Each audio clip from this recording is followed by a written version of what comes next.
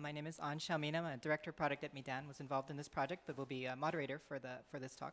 And here to talk about Electionland, the largest single-day social news gathering effort in journalism history.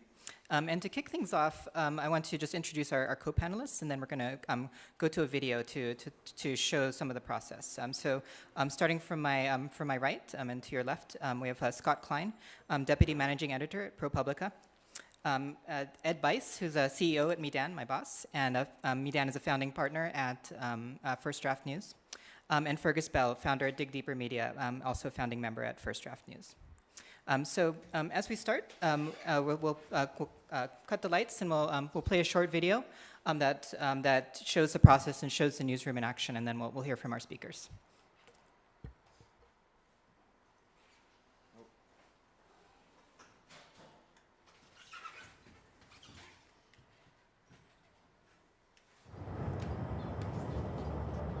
Checking out polling places across our area. This election is a very significant source of stress. Political and cultural discussions on social media. Indicators point to record-breaking turnout. And this is a big day to go out and vote.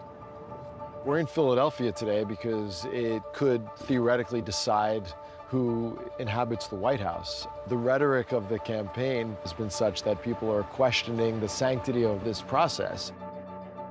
I've been covering elections for almost 2 decades. Because of South Florida's history of difficulties for voters accessing polling stations or exercising their right, it is very important for us to report on these issues.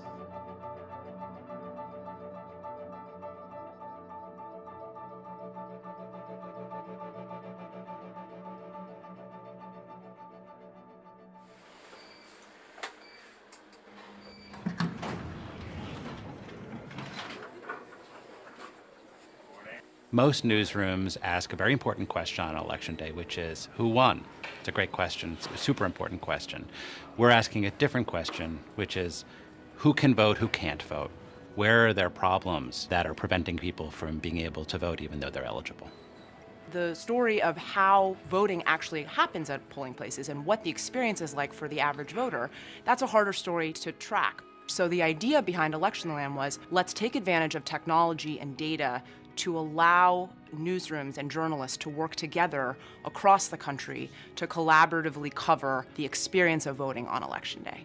What's actually happening at the polls? I've covered Election Day all around the country, and what I would used to do is look at a map and then just drive around to various schools because that's where polling places are, to see if people had any concerns or to get a sense of what voters were thinking about and talking about that particular day. It was a little bit of serendipity of being present at the right time, at the right moment where problems would happen. There are 1,100 journalists working on Electionland, either here in New York, out at local newsrooms, or in the journalism school. So it's an enormous coalition. We're not covering politics, we're not covering the candidates. This is about voting.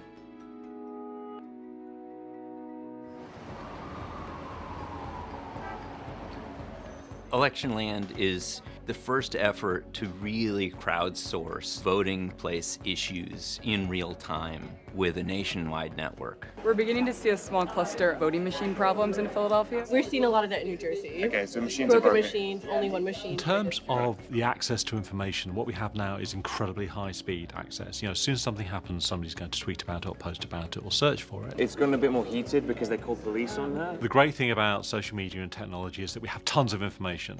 The problem is that there's almost too much, and you don't know what's verified, what's true, what's misinformation. We're sorting signal from noise.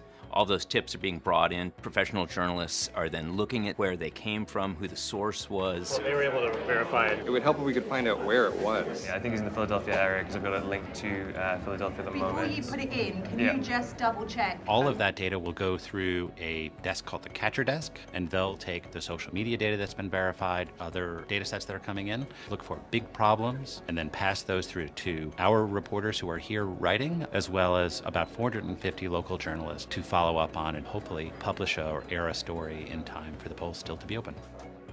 Hi Teresa, this is Paul from PublicaCenter in Electionland. The issue with lack of Spanish language assistance in polling places in Miami area. Okay. I'm including a link to his post on Facebook. Perfect. Okay? Okay, okay. Thank you. Data is very valuable because it informs our actions. Everything that is presented through Electionland has been verified already. We do another layer of verification. There was somebody that explained. Somebody's playing. Seems to be pretty smooth, at least in the polling stations that we've been to. It looks like that situation that we got the tip was an anomaly instead of a recurrent pattern. Is that the woman over there with her daughter? She went home, she made signs. We came to this ward in South Philly because we got a tip, and we didn't hear of any intimidation, but we did see a bit of a confrontation over signs. Yeah, you can tape them on the outside of the fence. You just can't have them inside because they're not official signs. Is that a Philly law or the Yes, rule well, for the basically it's for any polling place, really.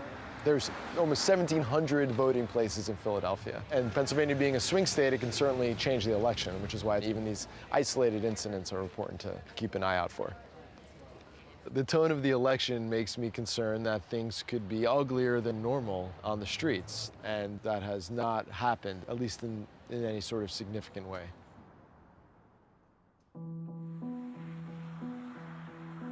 Elections is one of the most important things that we cover as media. Our ultimate goal is to tell stories that matter to our community. It is our job. I think that journalism on its best day can help, ferret out truth and can hold government officials accountable and can make this a better, improved democracy.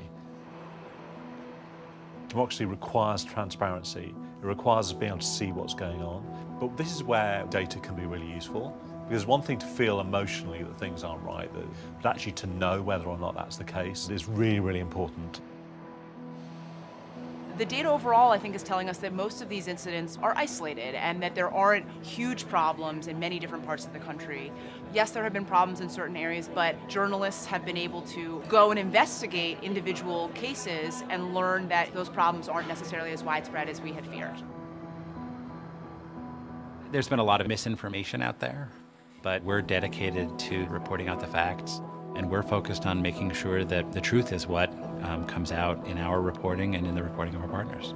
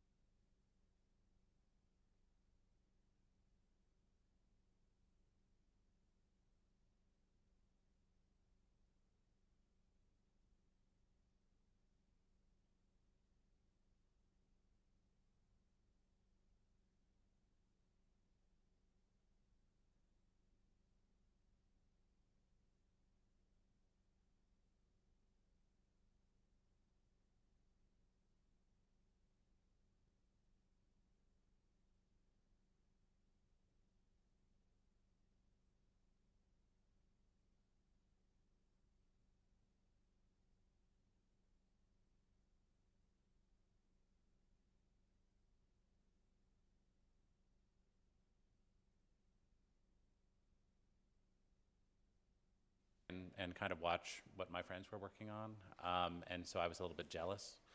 But really it all started when I was having breakfast with Simon Rogers at the Google News Lab about projects that we were doing and projects that we wanted to do. And we realized that we had a shared mission, which is to help newsrooms use data and technology better. And we were talking about ways in which newsrooms might be able to use technologies and data to cover the election in a sort of smarter way, in a way that is hard for them to do if they don't have special data experts. So that's what we kind of both do. And so one of the ideas that we came up with was a way to count not who won, but how the vote was going. I knew from my own experience that long lines at the polling place were a reason that people would often be turned away in the election. Elections are run very differently in the US than in a lot of other countries, probably all other countries. Our ballots are very, very complex. It's not uncommon to have a ballot that's many pages long with many questions and many people to vote for and judges and sheriffs. And it's not just who do you want for president, you hand it in, you're done. And so the ballots are complex. The elections are run by local administrators, never by the federal government. The Constitution and the Congress prohibit that. So even federal elections are run very locally, often by the counties and the states, if not the towns. So there are many thousands of different ways of running an election, different machines, different types. Some are electronic, some aren't. So the elections are very, very complex, and it's very difficult to cover the voting itself. And so we thought that would be a way to do it. And then a couple of things happened that made it into sort of a ProPublica story, one that was about accountability. One of them was, so we were talking about the long lines. So sometimes the ballots are so complex and the machines are broken and things like that. And things happen that make it so that the line is very long to vote. You have to wait a long time to vote. And this sounds like a trivial problem, but in fact, it's the cause of major, major disruption in voting. So this study says that between 500 and 700,000 people didn't vote in 2012 because of long lines. And I mean, that's enough to change the outcome of the race. That's a big difference. And in fact, it's not distributed evenly everywhere. African American people and Hispanic people experience much longer lines, as do college students experience much longer lines than other people. There's also a situation where you can go to vote and be told that you're no longer registered because you didn't vote last time, or you didn't vote 2 times in a row, so they took your name out of the rolls, and now you have to re-register, which they don't tell you about until you get to the polling place when it's too late to register. So in Brooklyn, where I live, which is a very sort of liberal kind of place, 120,000 people were purged from the voting rolls in the Democratic primary in April. And it turned out that if you had a Hispanic last name, you were 60% more likely to be purged than if you had an English last name. And it also turned out that after a major voting law passed in the 1960s, part of it was overturned by the Supreme Court in 2013. And after that, many, many states changed how they ran their elections. There were many states, especially in the South, but some counties in the North as well, were required to give any voting changes to the government to approve before they could enact it. And because that was taken away, a lot of states just started making new voting laws. We had no idea how the election was going to run because so many places changed it. So we thought it was important to be paying attention, this year more than ever. And then also it was a very contentious election. Donald Trump said that the vote was going to be rigged, and he told his supporters to go to the polls to defend him. He said that they were 2 of the most disliked candidates in history. They both had very low approval ratings. Donald Trump a little bit more than Hillary Clinton, but they were both very low. And so we wanted to make sure that we paid special attention to this election, not in terms of who was going to win, but how the vote itself was going to be run. After Donald Trump announced that the election was going to be rigged, we changed tactics a lot, and we started bringing on a lot more national partners. So while we designed this to be a way for people to use data from social media and data from other sources to be able to understand what's going on in their local area. So we originally designed this to be local reporters, a tool that local reporters could use to report the election in their area. We ended up also signing on a whole lot of national reporters as well, because after Donald Trump said that. So again, Electionland was really a sort of leads. So it was a way for local reporters to get story leads about voting problems in their area. How did we do it? Does this go to you? I still are going? Okay. So what we did in order to create this, we put together a very large coalition. We'll get to numbers in a second, but the coalition included us, included kind of everybody at this table. It included we brought some national partners on from the beginning, including Univision, which is the largest Spanish-speaking broadcaster in the U.S. We decided to do it physically in a physical newsroom on Election Day, so we brought on CUNY Journalism School. We used a lot of technology. We processed the signals. We processed the social media signals using 600 volunteer journalism school students, who Fergus will talk about. And they actually sifted through social media all day on Election Day and in some of the days before Election Day, looking for people who were saying things like, I couldn't vote, they turned me away, I stood in a line so long I decided to go home, or they made me sign a provisional ballot and things like that. So we had a lot of partners, and this is the way it worked. Again, we had many different data sources. So there is no national data set of voting and voting problems. There really isn't even a national data set of election results, believe it or not, because they're run so locally. So we had to figure out how we could capture these problems if there was no national data set of these problems. So the data sets we had included Google search trends, because Google News Lab was one of our partners, and there was a lot of data in Google search trends, people searching for kind of how to get themselves out of trouble, you know, like, they told me I couldn't vote, what should I do, kind of thing. So we had access to Google search trends data. We had access to Twitter and Facebook, and people posting on Instagram, people posting on social media, look how long the line is that I'm standing in, or hey, what do I, you know, isn't this terrible, I couldn't vote, or here's a person doing a bad thing here on the election, or they're fighting or something here on the line. So we had access to Twitter.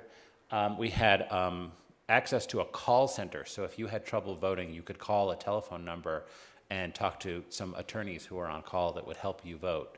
And we had access to their software, so we could see all of the reports they had coming in. And we also had about 120,000 people who agreed to let us text them on Election Day to ask them how their voting is going. So we actually had, the more I say it, the more I realize how much it was, but we actually had a huge amount of data that we were pulling in. It didn't feel like too much at the time, but it sounds like a huge amount of data. We had a huge amount of data coming in, and we had 600 journalism school students who were going to process it. So this is the way the flow went. So from my right to my left, the data from all of these sources came in. It was filtered and processed and verified by the journalism school students, working with some professionals in this live newsroom on Election Day. And then that went out to 400 local journalists around the country. You know, I've been to St. Louis, Missouri, twice. They have terrible pizza. They have a beautiful monument. That's about all I know about the city. So I am not qualified to do a city about voting in St. Louis. But I can partner with the newspaper in St. Louis and the radio station in St. Louis, and they know everything about it. So if there is a voting problem at a precinct in St. Louis, they will know immediately, well, that's where the mayor votes, let's go check that out, that's a really big story, or that's the predominantly African-American section of the city, let's go and figure out why there's such a disparity. So this has always been about empowering local journalists. So the goal was then to kind of feed all of those leads out to the local reporters. So we did it in CUNY Journalism School. This is what it looked like beforehand. They have a very large newsroom on the 3rd floor of City University of New York Journalism School. This is what we did to it. We filled it with people. We had about 120 people. We say that because that's what the fire code said, so that's my official story. We sort of filled it with people. Are there more photos? And we kind of, it was literally it was structured exactly like that bow tie. So we had the feeders, who Fergus is going to talk about, who were the journalism school students. We also had most of them were not in New York City. 2 of the schools were in New York. They fed all of the things that they were finding on social media through this is actually. Scott, can you describe a feeder? Oh yeah, well, Fergus is going to do that in a second. So, but in the U.S. it's a very standard setup for a breaking news newsroom. So we had people called feeders, who were the ones who were taking the raw information in. So they were taking the raw information in from social media, raw information in from the SMSs, raw information from things like that. They were verifying what could be verified quickly. They were looking for patterns, going back and finding some things that might fit certain patterns. They were handing those leads to a group of professional journalists called the catchers, who functioned much like editors, where they were taking and doing kind of gut checks to see, is this believable what I'm seeing? Does this fit a pattern I'm seeing elsewhere in this state, elsewhere I'm seeing in this area? Adding to it some source protected data that they were getting from the call center information. So the catchers were sort of synthesizing things, and they were also verifying, kind of doing another step of verification of things.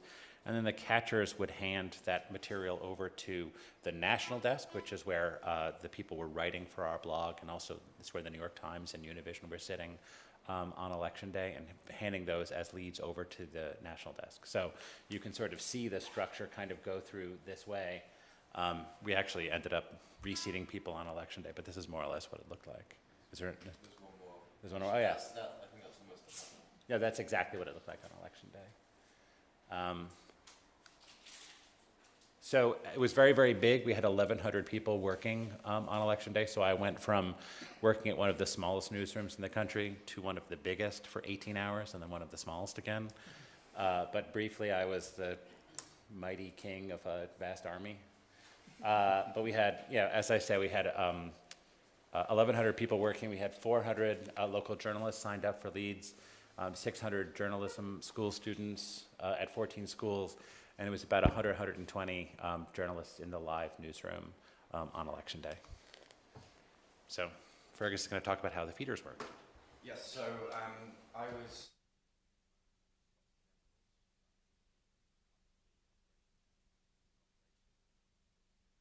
Yeah, okay, that's better. So I was running the feeder operation, and what you saw there was the layout of the newsroom is something that we tried to replicate digitally as well, and we tried to replicate that through workflows. So on the screen at the moment is the workflow that the feeders fed into. So on the left we have the journalism schools who were out in the field. Each journalism school operated as their own independent satellite newsroom that were communicating at all times with the CUNY newsroom. We also had the CUNY and Columbia students at the bottom here that were based in the New York newsroom. They were feeding information that they were finding on social media through Check, which you'll hear about later, and Slack, to regional catchers, so professional journalists who were based in New York who were analyzing this and spotting the patterns, as Scott said. And then the rest of it, including things like pizza, and how that was worked out is on there as well. But essentially this workflow was replicated physically in the newsroom as well. So the feeders were responsible for the discovery and the verification.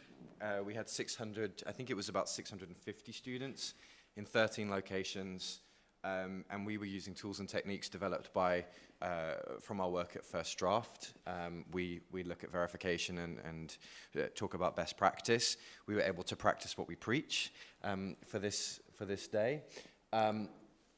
We also had a team of First Draft members there who were known as the elite feeders. So we were physically located in New York, and we were connected with all of the journalism schools.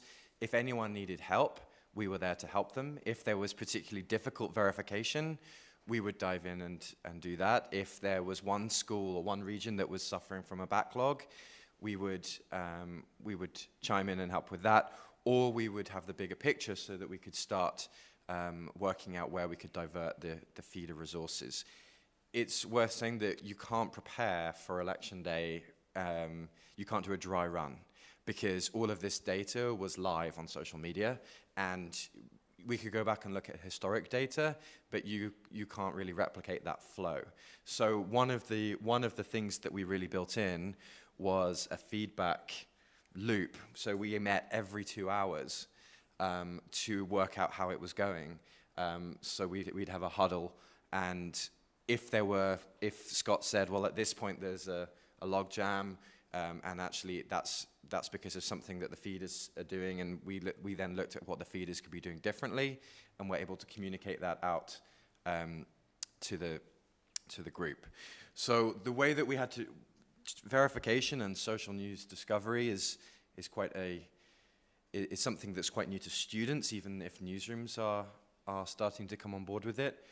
We had to train people really quickly. So the way that we did this was we assembled a boot camp for the journalism school professors who would come and drink the Kool-Aid, understand about Electionland, and go back with the skills and the assignments for their newsroom staff, which were the students. We also, and I might get Scott to just explain how this worked, but we separated the country up into different regions so that every school was monitoring a different region. And it might look like some schools had a lot, but actually it was worked out in a very careful manner. Right, so we reported all of this out. Some of you may notice that 3 states are missing, Colorado, Washington, and Oregon. Does anybody know why? Like I said, America's elections are run it's very decentralized. So Washington, Oregon, and Colorado vote entirely by mail. So they don't really have election day in the same way that the other states do. So it's just it's impossible to have long lines and voting irregularity and thugs stopping people from voting and things like that if everyone just mails in their ballot. It happens, it is no longer true, but at the time, last year before the election, it was true that those are the 3 states with vote by mail and also the only 3 states with legal marijuana. But California now has legal marijuana, so it's no longer true. But so we really didn't pay attention to those states, even though University of Oregon was in there. They were looking at other people's states. So anyway, we broke up, we did a lot of reporting to be able to break up the country into regions, because we didn't have 50 schools, we only had 14, and we wanted to give schools a reasonable amount of work. So these schools were responsible for finding leads about voting problems in all of these states. Some states are really bad at running elections historically, or end up having lots of problems. Some states are very good at running elections. Minnesota has always the highest turnout rate in elections and the lowest rate of problems, for some reason. But so Minnesota, we didn't need to worry too much. The Dakotas, we didn't really have to worry too much because very few people live there. So it would have been boring for a school to take just those states. So we were able to give, especially in the Midwest Region 3, we gave one school a lot of those, even though, because each state might only have 200 reports in the day, it might be very small. Whereas, Florida, Georgia, and the Carolinas, each had their own schools completely dedicated to them because we knew that they would have much higher volume. So what we were trying to do with this is also create this nerve center in the CUNY newsroom that allowed us to be responsive and allow us to react on the election day itself. So this is just a photo of the board that we had up in the room. We had every state. We knew every school that was monitoring every state, and we could look up from the desk and work out which states were opening, which states were closing, where we could divert resources, because we just didn't know how it was going to go on the day, and so we needed that flexibility. So the students were looking for certain things, and we called them signals. Signals were long lines, intimidation, ID requests, machine issues, polling locations. We broke that down. And then what we did was we crowdsourced all of the possible terms related to problems at those, at polling places. So this is just a very early version of it, but we had, hundreds of keywords. Those then got turned into search strings that we would work with. This is another workflow. I like workflow diagrams. This is a workflow that shows the signals, the platforms that we used.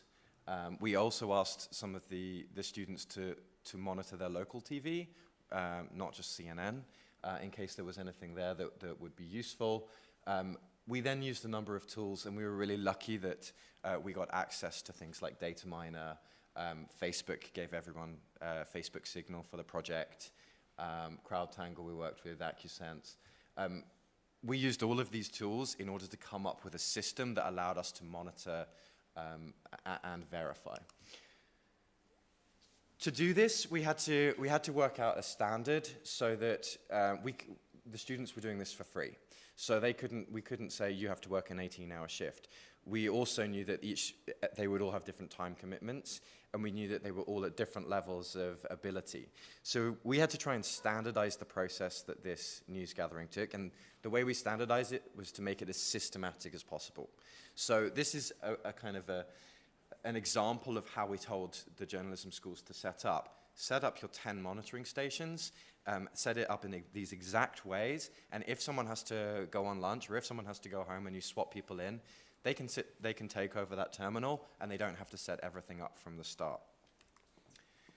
We also had this this open hangout with New York throughout the whole day, which was run by Jenny Sargent. So this is actually from Alabama University. They had Jenny in the corner of the room, and we had them in the corner of the room, so that they felt part of the operation. They could see all the people walking around in the newsroom. We could just walk up to the computer screen and talk to them and communicate changes to all of the schools instantly.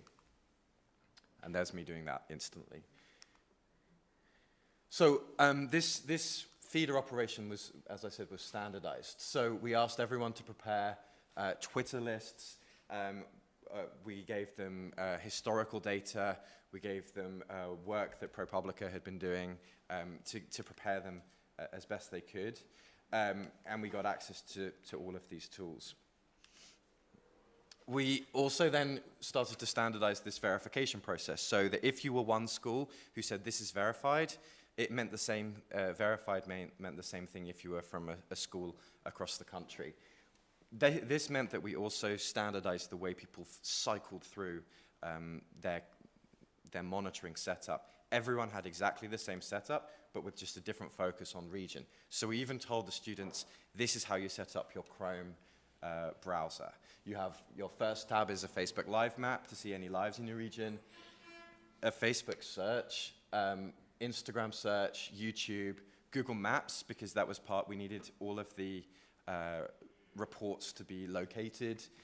Intel Techniques, which is, if you don't know, it's very good for diving into things like Facebook, Check, and Twitter.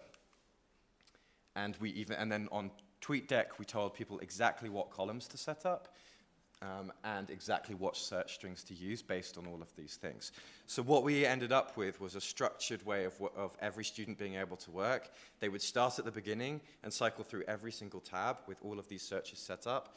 They would then cycle through every single column with all of these searches, and anytime that they saw something, they would claim it and put it through a verification process. This meant that if we could have created multiple search strings, even more complex search strings, but the flow of data would have been so fast that we needed to slow it down. So splitting it out this way meant that people would be able to actually watch it and know when something new emerged.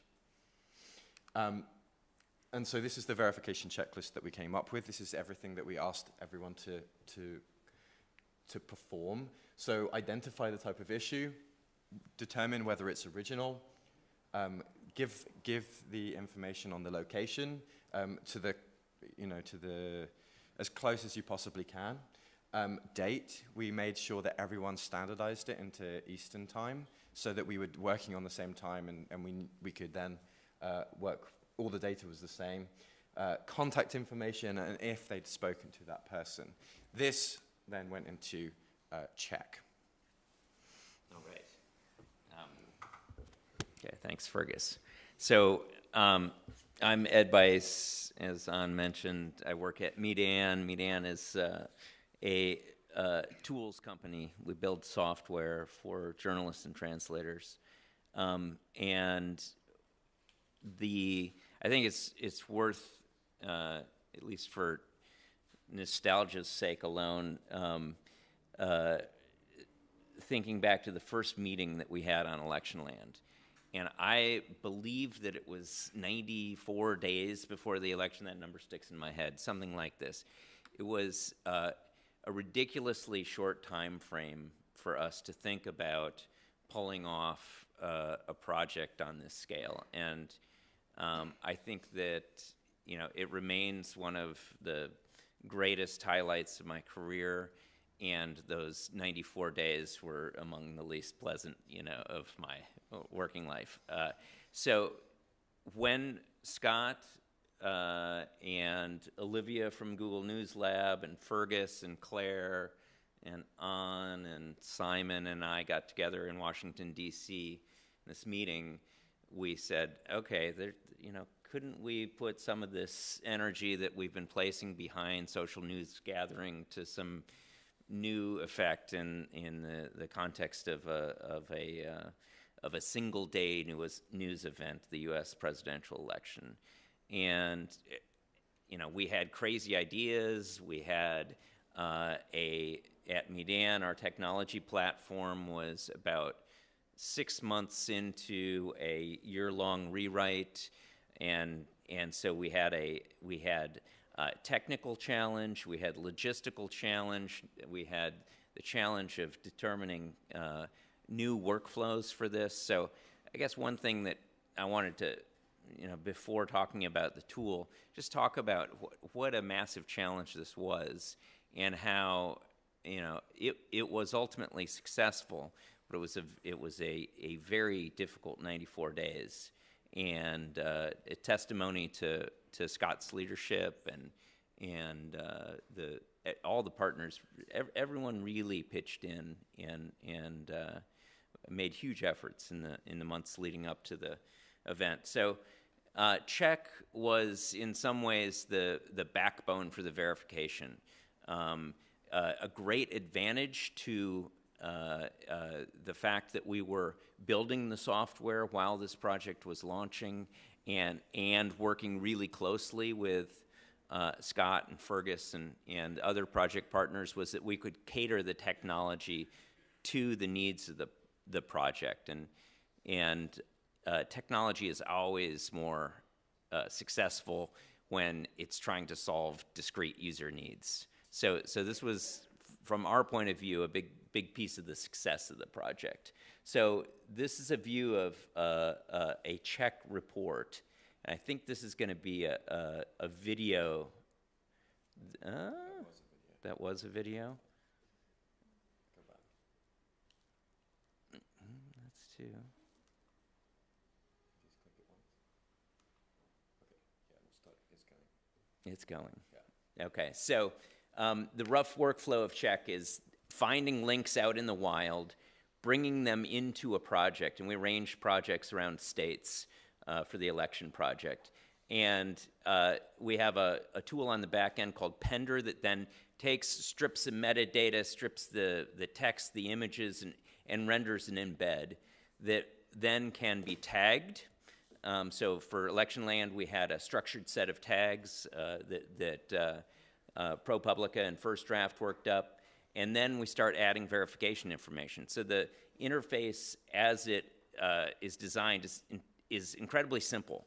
It is collaborative annotation with tagging, with structured tagging, and becomes a way for the journalists, and then as you're seeing there, it has a status feature. So for Electionland, we also customized those statuses to fit with the workflows. And so you see now a project page that has a number of reports related to a given state. So here we've got a view of the New York State project. You can see that the top report is marked as in progress. Tom's just 9 minutes ago added it. There's already 3 notes on it. And if I want to click into that and contribute to it, I click on that report, and then I'm taken to a report detail page where I can add my investigation. That investigation might be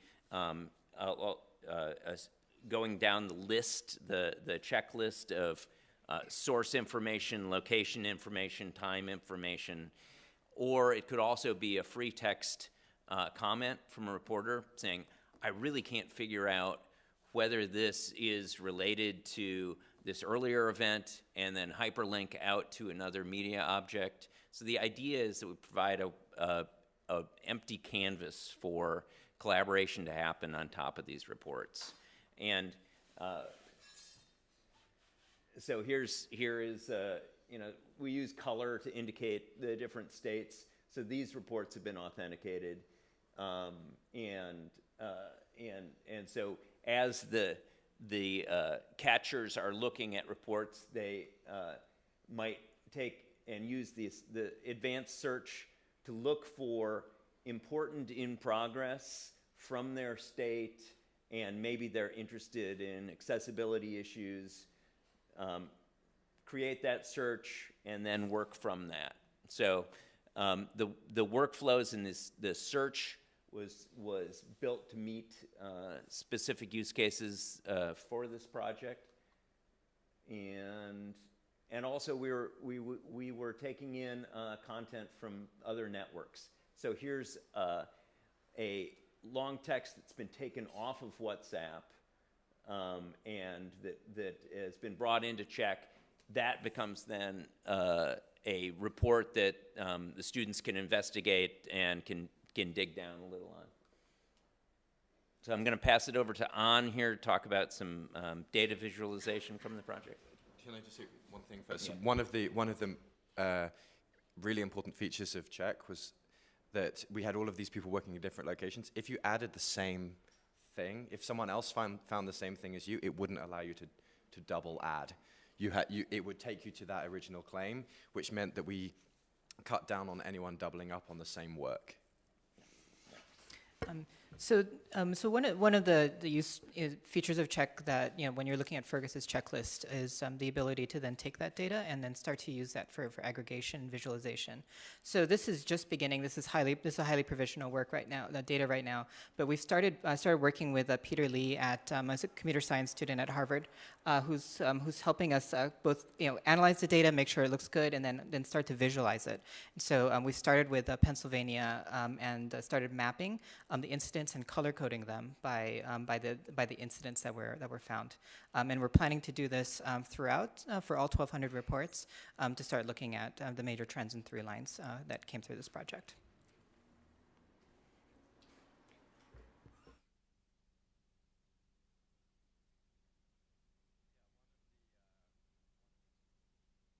One of the tools that we used in conjunction with everything else was Slack, because we needed to communicate.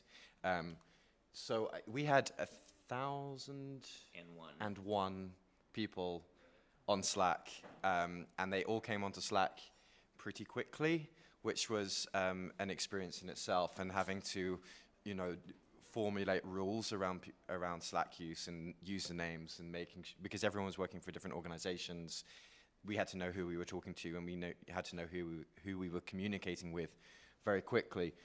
This slide shows how Slack was replicating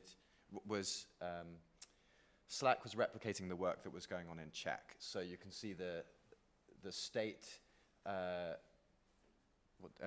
project in Czech, and then we had all of the state channels in Slack, but we actually had 3 channels for every state.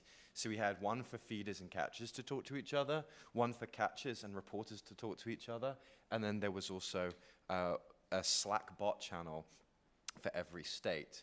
Can talk about the Slack bots. Sure. So what we wanted to make sure with Check was that it interfaced very well with Slack, so that you have this kind of seamless as possible process, so that as people are on Slack, they could see the activity in Check, and then as they're on Check, they don't need to then send that work back to Slack. So we created what we could just call checkbot to make sure that every time someone was adding a comment, changing a status, this was then going into that relevant channel, and then everything that's there you could just click and then go back to check. And so it's one way to take advantage of the the strengths of both tools while making sure they could work together. And then the state feeders also spoke to each other, and that was the way that we communicated around specific incidents in the states. And then we also had one with, we were speaking to just the journalism school leaders, so that and this was another way of having a discrete chat if we needed to say, okay, this is the new direction that we're going in, or these are the new things that we've got to do. And then there was some other technology that was developed by ProPublica.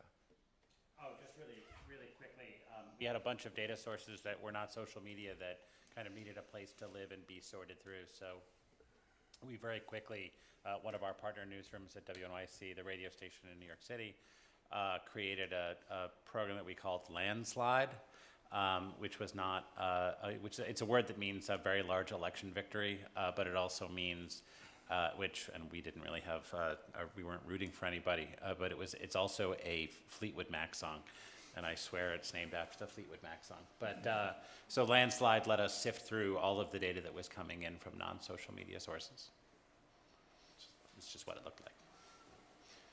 Google also made a trends map. So this was a live map of people searching for words that indicated that they were having they might be having election problems. So if you searched for a long line, or if you searched for a provisional ballot, or if you searched for election intimidation, or words that sort of meant those things, they would show up on this map in real time. And I think the lag was something like 3 minutes. It was really, really, it inspired some really deep thinking, because the work to find cases of problems on social media is a very certain type of action. Translating a problem into a Google search and how that shows up is very different. So part of the thinking had to go about how the two could come together to give the same result.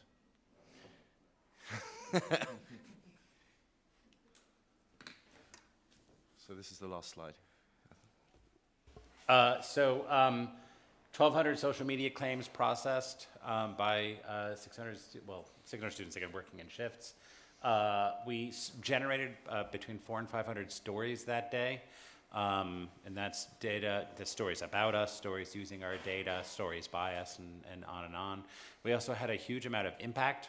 There were several states where elect polls were kept open because of stories that we generated.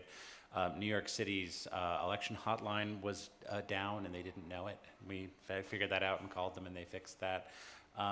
Urban Outfitters was telling people incorrect facts about voter ID. We helped with that, and some problems in Texas. There are sort of lots and lots of things. You know, one of the goals in this was to report out problems in real time so that they could be fixed while people were still voting. It's one thing to report out a problem, 3 days after the election when it's too late. It doesn't really matter. Maybe we'll get them next time. But we were able to report these things out that much more quickly because we had such a large group of people who were using the right technology to be able to see these things, and we were able to help keep people voting. People ask me yes. about tools, and was there one tool, or could there be a tool that does this? The reason why we had to set it up this way and use so many people is that there isn't, and so we had to devise a system that used all of the latest tools out there, and some of the greatest minds creating technology in the news space, and we still had to use 1,000 people to do it. So, I think just worth noting that in the wake of this election, Brexit, and of global currents, journalism has been looking inward, and one of the conclusions I think that's being consistently forwarded is that models for collaborative journalism are rational responses to this crisis we find ourselves in.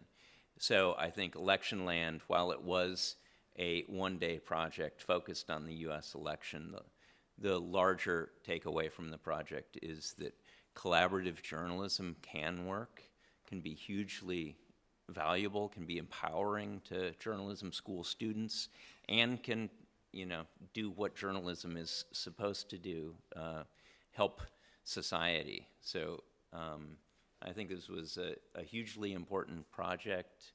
I trust we'll be back together 4 years from now. Well, maybe 4 years from now we'll be presenting the results of the U.S. election that puts in place the party that's not yet been formed, progressive candidate. But I think Electionland is an incredibly important moment in journalism and journalism tech, and a successful project for us.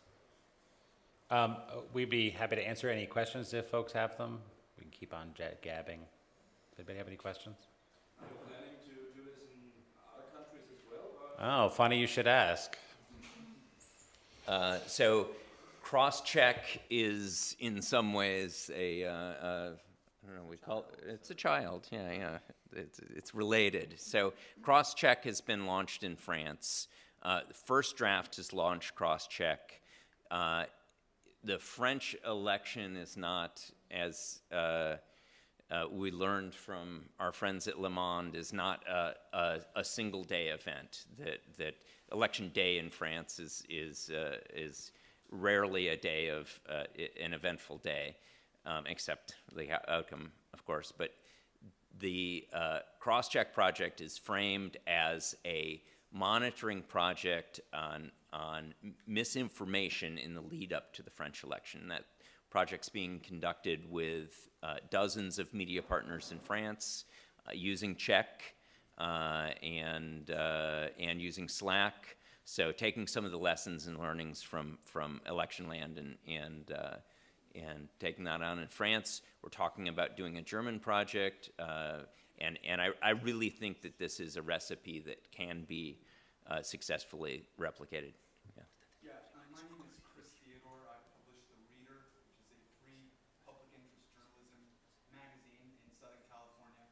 And I just wanted to say that we have been developing highly sophisticated journalism collaborative ownership models in which journalists own a media institution, and these all of these models have been based on historical performance, so it isn't theory.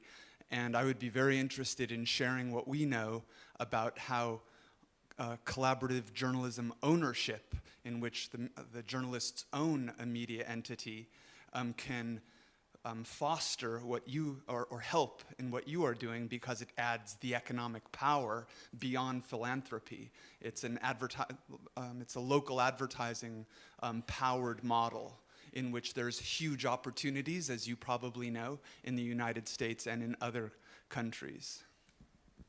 Great, thanks. Any other questions? No. How much did this cost and how did you pay for it? Follow the money. I can't remember the exact figure. ProPublica's work and First Draft's look were both supported by a grant from the Google News Lab. Also, I think the Newmark Foundation helped underwrite the work of WNYC Radio, one of the other partners. But our funding came through Google News Lab. It was in the tens of thousands of dollars. There was, I think if you count the human effort and person hours that went into this project, with 1,000 journalists working, training for weeks coming into it, there was huge human resource that came into the project free of charge. The seed funding from Craig Newmark and Google News Lab went a long ways.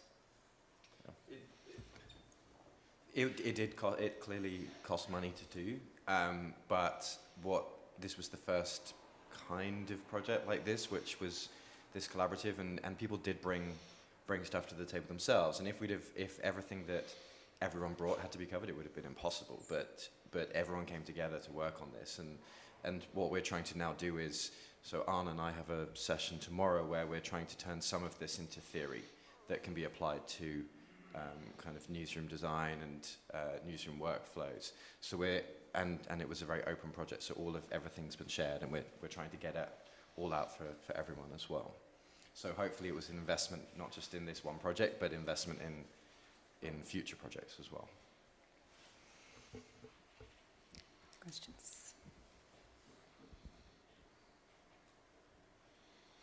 Thank you very much. It's perhaps related to the first question. Well, the penetration rate in social media in the US and the access to internet via all the networks are pretty high, perhaps. But how would this project be applicable to developing countries where also the voting fraud is even higher and the transparency is lower? So, which this project would enlighten more problems and bring more transparency and accountability as well. I mean, we're doing a project, so Another Child of Electionland is a project we're doing at ProPublica that looks at hate crimes in America, especially since the Trump election. There's been a large increase in racism and hate crimes in the U.S., or overt racism and hate crimes in the U.S., but that doesn't play out on social media nearly as much as the election does. So it's a little bit of an example there. This model still works well. It all still works just as Electionland did, using different data sources. So there's a lot more kind of personal stories told through web forms that I think could very easily translate into text messages. So you could, I think this would scale very well, especially in the developing world for people where people sort of live on SMS. And I think that you could very easily make a bot. We have a service called Mobile Commons in the US, but I think there are lots and lots of them worldwide, where you make sort of an SMS bot that asks people questions. You know, were you able to vote? You know, where was your polling place? Did you see any trouble? And the person kind of responds back and forth until the form is filled out, and that's kind of pulled through the rest of the system and turns into data for local reporters. So social media is definitely one part of this, but doesn't need to be. And just to add, where Czech is being used, has been used in the University of Hong Kong's journalism program, in a project led by Professor Anne Kruger, and she's working with students to look at misinformation ecosystems leading up to the chief executive election, which just happened a few weeks ago, and they were looking at private social networks like WeChat and WhatsApp, where a lot of misinformation kind of circulates in the Hong Kong context, and so in that case, it's actually students who are researching networks, and so it's a different sort of methodology. But to Scott's point, once you have the signals in place and understand how to find the signals, the rest of the process is can apply. It's just that it has to adapt for the digital and social context in which things operate. And in other contexts, like in East Africa, you might want to focus on radio, for instance, or other sorts of ways that people get their news. In a place like Kenya, where local radio might be in different languages, you'll want to be thinking about both the technological and linguistic context. So in each case, it has to be highly technologically and culturally specific. Yeah. And finding all these children. Another child of Electionland is a project that Innovate Africa Fund is supporting for us to work with in Kenya with Pesa Check. And the specific use case that Catherine, the Pesa Check founder, forwarded was candidates who are going to rural areas, speaking unrecorded to sometimes large audiences, and lying through their teeth, and and so her vision is to capture that, put it on check, provide the counterexample, debunk that claim, and then publish it out to the web. So this is a great example of something coming from analog to digital and then out to social. So I think we have time for one more question. I actually have a question this time. And that is, could you each tell me and everyone tell us what is the single most important thing you learned from this experience? Work with ProPublica more often. Trust the people that you're collaborating with. We couldn't have done it if we had to double check each other's work, and we trusted everyone, and everyone did it. Yeah, I mean, I think just that this model even works. I think we didn't know until fairly late in the day on November 8th that this would work at all. I mean, everything was, as somebody said here, there's no rehearsal election, especially because we started after the primaries. So, just the model works. You can do collaborations this big. Yeah. And work together in person. Mm-hmm. We tend to rely on digital, but get together and do your collaborations in person when you can. All right. Thank you very much for coming, and we'll be available afterwards for questions.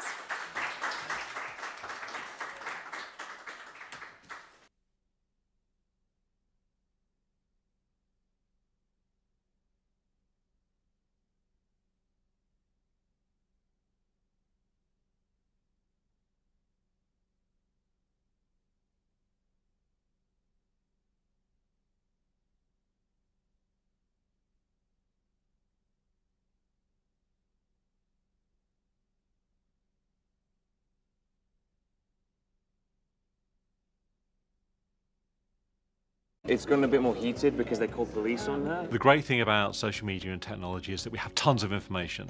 The problem is that there's almost too much, and you don't know what's verified, what's true, what's misinformation. We're sorting signal from noise. All those tips are being brought in. Professional journalists are then looking at where they came from, who the source was. Well, they were able to verify it. It would help if we could find out where it was. Yeah, I think it's in the Philadelphia area because I've got a link to Philadelphia at the moment. Before you put it in, can Yeah. you just double check? All of that data will go through a desk called the Catcher Desk, and they'll take the social media data that's been verified, other data sets that are coming in, look for big problems, and then pass those through to our reporters who are here writing, as well as about 450 local journalists to follow up on and hopefully publish or air a story in time for the polls still to be open. Hi, Teresa. This is Paul from Perugia in Electionland. The issue is lack of Spanish language assistance in polling places. This is in Miami area. Okay. I'm including a link to his post on Facebook. Perfect. Okay? Okay.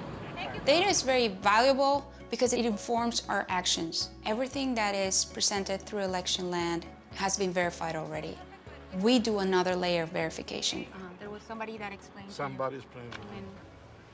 We're in Philadelphia today because it could theoretically decide who inhabits the White House. The rhetoric of the campaign has been such that people are questioning the sanctity of this process. I've been covering elections for almost 2 decades. Because of South Florida's history of difficulties for voters accessing polling stations or exercising their right, it is very important for us to report on these issues.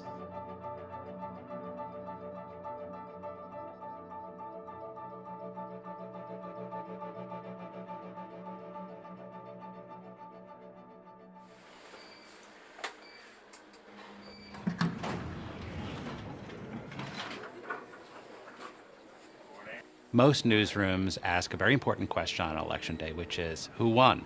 It's a great question. It's a super important question. We're asking a different question, which is, who can vote, who can't vote? Where are there problems that are preventing people from being able to vote even though they're eligible? The story of how voting actually happens at polling places and what the experience is like for the average voter, that's a harder story to track. So the idea behind Electionland was, let's take advantage of technology and data to allow newsrooms and journalists to work together. My name is An Xiaomina. I'm a director of product at Midan, was involved in this project, but will be a moderator for this talk. And here to talk about Electionland, the largest single-day social news gathering effort in journalism history. And to kick things off, I want to just introduce our co-panelists, and then we're going to go to a video to show some of the process. Starting from my right and to your left, we have Scott Klein, Deputy Managing Editor at ProPublica. Ed Bice, who's a CEO at Midan, my boss, and Midan is a founding partner at First Draft News. And Fergus Bell, founder at Dig Deeper Media, also a founding member at First Draft News. As we start, we'll cut the lights and we'll play a short video that shows the process and shows the newsroom in action, and then we'll hear from our speakers.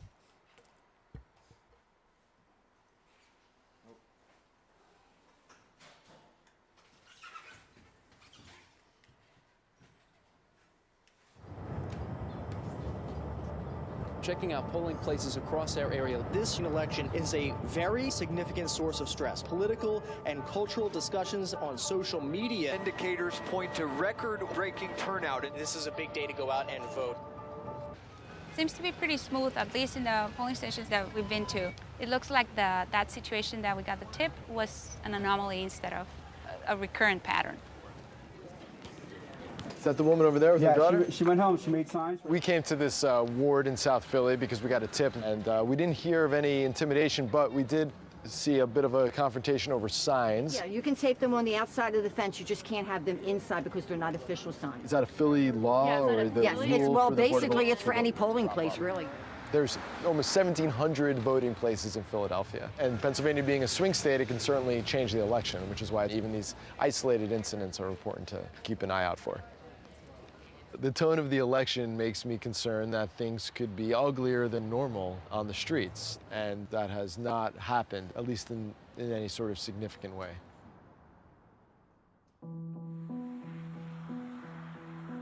Elections is one of the most important things that we cover as media.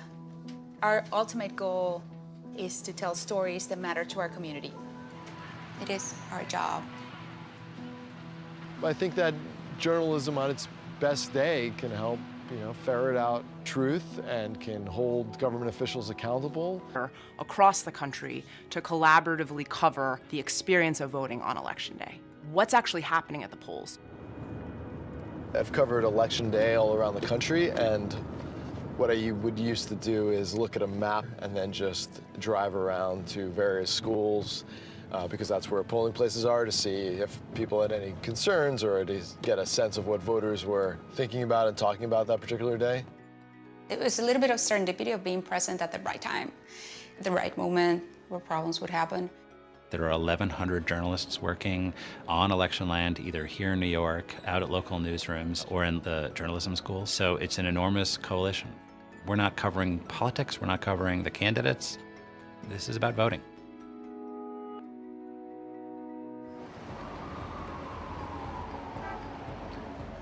Electionland is the first effort to really crowdsource voting place issues in real time with a nationwide network. We're beginning to see a small cluster of voting machine problems in Philadelphia. We're seeing a lot of that in New Jersey. Okay, so machines are broken broken. machines, only one machine. In terms of the access to information, what we have now is incredibly high speed access. As soon as something happens, somebody's going to tweet about it or post about it or search for it.